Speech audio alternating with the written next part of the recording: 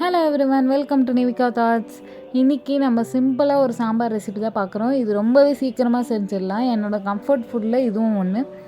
அதுக்கு first 1 cup பாசி பருப்பை எடுத்து ஒரு குக்கரில் நான் ஆட் பண்ணிக்கிறேன். இதை ஒரு 2 டைம் நல்லா நம்ம வாஷ் பண்ணி எடுத்துட்டு இதில் ஒரு 1.5 கப் தண்ணி ஆட் பண்ணிக்கோங்க. தண்ணி ஆட் பண்ணிவிட்டு இதில் ஒரு 2 வெங்காயத்தை ரஃபாக சாப் பண்ணி ஆட் பண்ணிக்கோங்க. 3 தக்காளியும் ரஃபாக சாப் பண்ணி ஆட் பண்ணிவிட்டு இதில் ஒரு 5 பச்சை மிளகாய் ஆட் பண்ணிக்கோங்க. இதில் காரத்துக்கு பச்சை மிளகாய் மட்டும்தான், ஸோ நீங்கள் பச்சை மிளகாய் கொஞ்சம் எக்ஸ்ட்ராவே ஆட் பண்ணிக்கோங்க. அதுக்கப்புறம் இதில் ஒரே ஒரு பிஞ்ச் மஞ்சத்தூள் மட்டும் ஆட் பண்ணிக்கிறேன். மஞ்சத்தூள் கம்மியாக ஆட் பண்ணிக்கோங்க, இல்லைனா மஞ்சத்தூளோட ஃப்ளேவர் ரொம்ப டாமினண்ட்டாக இருக்கும்.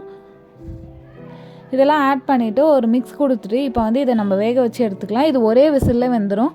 ஒரு விசிலுக்கு நம்ம வேக வச்சு எடுத்துக்கலாம்.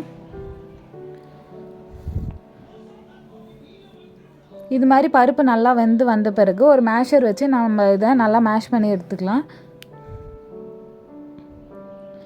மேஷ் பண்ணி எடுத்துகிட்ட பிறகு இதில் நம்ம தண்ணி ஆட் பண்ணிக்க போகிறோம். இந்த சாம்பார் நல்லா தண்ணியாக இருந்தால் தான் நல்லாயிருக்கும்.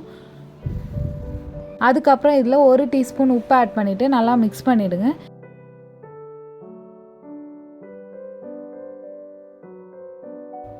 இப்போ நம்ம இதுக்கு தாளிப்பு ரெடி பண்ணிக்கலாம். அதுக்கு ஃபஸ்ட்டு ஒரு கடாயில் 2 டேபிள் ஸ்பூன் எண்ணெய் ஆட் பண்ணிக்கோங்க. எண்ணெய் நல்லா சூடானதும் கடுகு போட்டுக்கோங்க. கடுகு பொரிஞ்ச பிறகு இதில் 1 டீஸ்பூன் சீரகம் ஆட் பண்ணிவிட்டு சீரகமும் நல்லா பொரிஞ்ச பிறகு ஒரு கொத்து கருவேப்பிலையை வாஷ் பண்ணி இதில் ஆட் பண்ணிக்கோங்க. கருவேப்பிலை பொரிஞ்ச பிறகு இந்த தாளிப்பை எடுத்து நம்ம சாம்பாரில் ஆட் பண்ணிக்க போகிறோம்.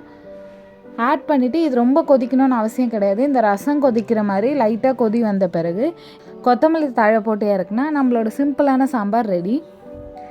இது ரொம்பவே சூப்பராக இருக்கும். ஒன்ஸ் கண்டிப்பாக ட்ரை பண்ணி பாருங்கள். இட்லி கூடி வச்சு சாப்பிட சூப்பராக இருக்கும். இந்த மழை டைமில் சமைக்க பிடிக்கல அப்படின்னா டக்குன்னு இதை செஞ்சு முடிச்சிடலாம். நீங்களும் கண்டிப்பாக இதை ட்ரை பண்ணி பாருங்கள். இந்த மழையில் எல்லோரும் சேஃபாக வீட்டில் இருங்க. அத்தியாவசிய தேவைக்கு மட்டும் வெளியில் போங்க. சீக்கிரமாகவே இது எல்லாமே நார்மலைஸ் ஆகணும்னு சொல்லிவிட்டு நம்ம கடவுள்கிட்ட ப்ரே பண்ணிப்போம்.